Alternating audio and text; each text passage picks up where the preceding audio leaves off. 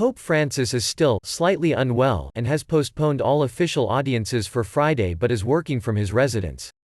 In a statement, the Vatican did not specify what the 83-year-old Pope was suffering from. At his general audience on Wednesday he appeared to have a cold and spoke with a slightly hoarse voice, and he coughed during an afternoon Ash Wednesday service in a Rome church, his last appearance outside the Vatican. Spokesman Matteo Bruni said the Pope had said early morning Mass as customary in the chapel of the Santa Marta guest house where he lives and greeted those who attended. But he thought it was best to postpone today's official audiences. The meetings scheduled to take place in Santa Marta will take place regularly, Bruni said. Bruni said the Pope was still slightly unwell. On Friday morning, he was to have received executives from Microsoft Corp., International Business Machines Corp., and other technology companies. His speech to them from the Apostolic Palace was to have been streamed to participants of a conference in Rome on ethics in artificial intelligence (AI).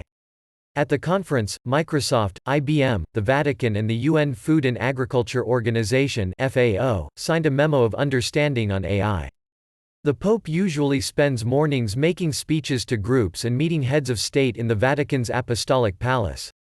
But unlike previous popes, he chose not to live in its spacious papal apartments and opted for simple quarters in Santa Marta, where he spends the rest of the day mostly working on church matters. On Thursday he cancelled a visit to a Rome basilica. Francis is missing a part of one lung.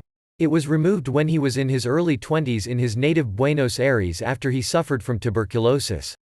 He also suffers some leg pain due to sciatica, for which he undergoes regular physical therapy and which explains his occasional difficulty climbing steps.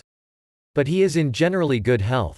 Some Lent Ash Wednesday services were cancelled or limited in areas of northern Italy hit by the spread of coronavirus.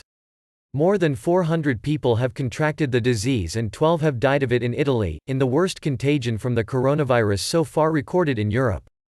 A number of people wore masks in St. Peter's Square at his Wednesday general audience.